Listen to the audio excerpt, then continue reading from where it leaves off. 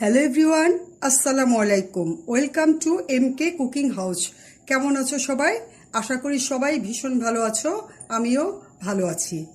আজ আমি তোমাদের সাথে কোনো রান্নার রেসিপি শেয়ার করব না, তবে এমন একটা জিনিস শেয়ার করব যেটা কিনা আমাদের নিত্য প্রয়োজনে সব সময় দরকার হয়।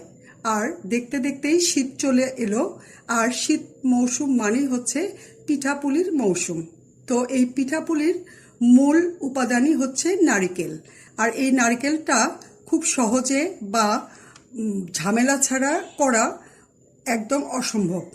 তো আমি সেই অসম্ভব জিনিসটাকে সম্ভব করে দেখাবো খুব সহজভাবে, কিভাবে নারকেলটাকে ভেঙে কুড়ানো ছাড়া, মানে কুড়ানি ছাড়া, আর হচ্ছে তোমাদের সহজভাবে কিভাবে নারকেলটা বের করে নিতে পারো, সেই রেসিপিটা আজকে আমি তোমাদের সাথে শেয়ার করব। তো চলো দেখে নিই আমরা কিভাবে মূল নারকেলটা বের করি।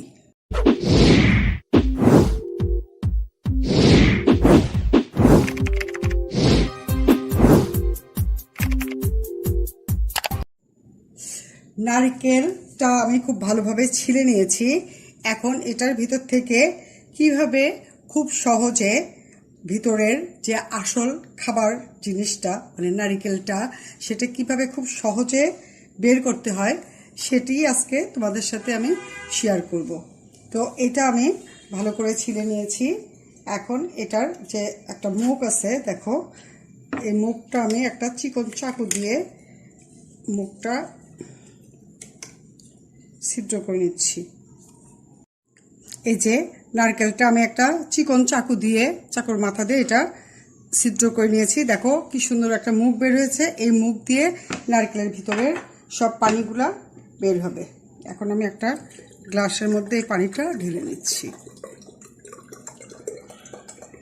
এই পানিটাও খেতে খুবই মজা লাগে, অনেক মিষ্টি পানি এবং ফ্রেশ পানি, শরীরের জন্য খুবই উপকারী। কচি ডাবের পানি বেশি উপকার, নারকেলের পানিও উপকার, খেতে অনেক মজার। দেখো সবগুলো পানি আমার বের করে নিয়েছি। বাস, এটার ভিতরে আর কোনো পানি নেই। এখন আমি এই পানিটা এক সাইডে সরে রাখবো। এখন আমি এখানে একটা খুব বড় সড়ো পলিথিন ব্যাগ নিয়েছি।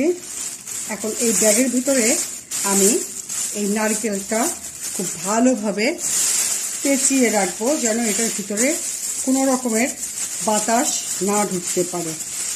এখন এটা আমি আবার ভিতর থেকে আরেকটা ফোল্ড করে দিচ্ছি। একদম পুরাটা শক্তভাবে আমি এটা পেঁচিয়ে নিয়েছি। বাস, হয়ে গেছে আমার নারকেলটা খুব ভালোভাবে পেঁচানো। এটার ভিতর দিয়ে আর কোনো দিক দিয়ে কোনো বাতাস ঢোকার কোনো চান্স নেই। এখন এটা আমি রেখে দিব ডিপ ফ্রিজে পুরা 10 থেকে 12 ঘন্টার মতো। 10 থেকে 12 ঘন্টার পরে আমি ফিরে আসছি। ফিরে এলাম 12 ঘন্টা পরে। ডিপ ফ্রিজ থেকে আমি নারকেলটা বের করে নিয়েছি। এখন আমি এই পলিথিনটা খুলে নিচ্ছি।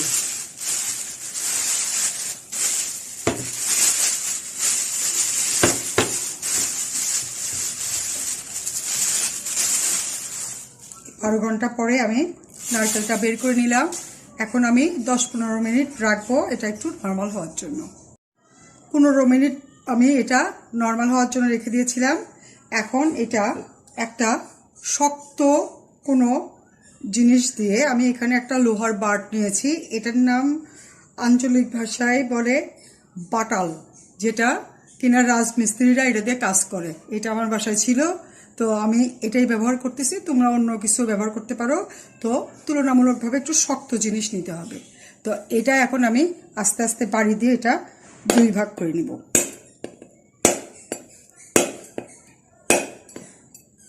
দুই ভাগ করলে এটার ভিতরে যে নারকেলটা, ওটা সামান্য একটু শক্ত কিছু দিয়ে চাপ দিলে পরেই সুন্দরভাবে বের হয়ে আসবে। এই যে আমি এটা ভেঙে নিয়েছি, 2 ভাগ করে নিয়েছি।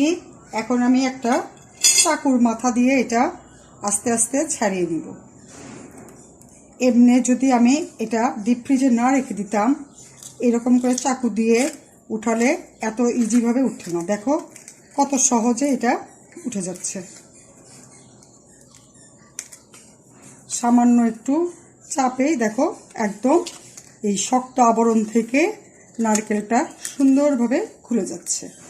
তো এটা তোমরা বাসায় এইভাবে ট্রাই করো, দেখবে কত সহজে নারকেলটা বের হয়ে যায়।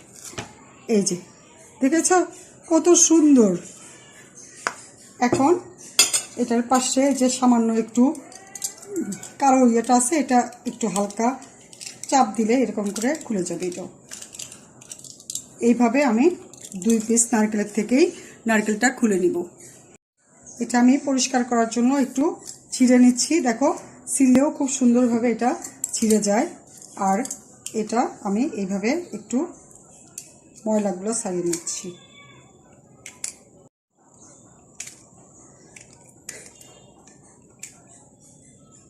এইভাবে আমি পরিষ্কার করে নিয়ে এটা বিভিন্নভাবে কেটে দেখাবো।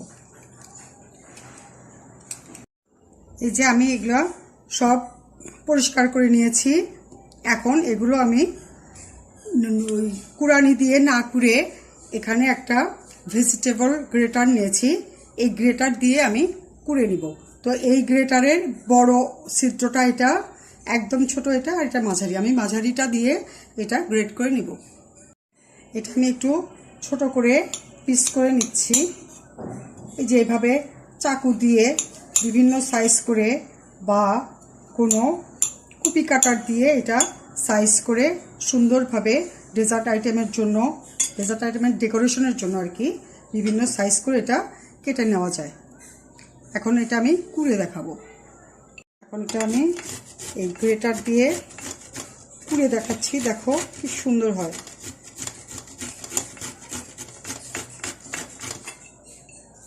এই যে এইভাবে আমি কিছুটা নারকেল কুড়ে নিব। এখন আর কুড়ানি দিয়ে কষ্ট করে কুড়ানোর কোনো ঝামেলা ছাড়াই তোমরা খুব ইজিভাবে এই নারকেলটা বিভিন্নভাবে বিভিন্ন শেপে তোমরা কেটে নিতে পারবে।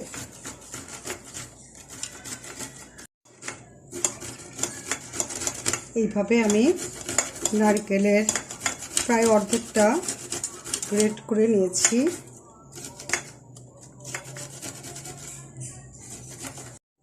এই যে আমি কতগুলো নারকেল গ্রেট করে নিয়েছি। এটা আমি একরকম করে দেখালাম। এবার আমি লম্বা শেপ করে কেটে দেখাবো। এইভাবে আমি গ্রেট করে নিয়েছি। এটা বিভিন্ন পিঠাপুলির মধ্যে এটা ইউজ করা যায়, বা নারকেলের নাড়ু বানাতেও এরকম করে গ্রেট করে নিতে হয়। এবার আমি এরকম একটা ভেজিটেবল কাটার দিয়ে এটা লম্বা শেপ করে কেটে নিচ্ছি। এইভাবে কেটে আমরা নারকেলের চিপস বা নারকেলের চিড়া বানানোর জন্য এইভাবে লম্বা লম্বা শেপ করে কেটে নিতে পারি।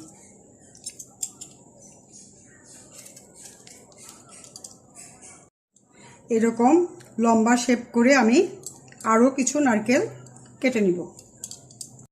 এই যে বন্ধুরা দেখো কত সহজে আমি নারকেল দিয়ে বিভিন্ন ধরনের আইটেমের জন্য আমি নারকেলগুলো কেটে নিয়েছি।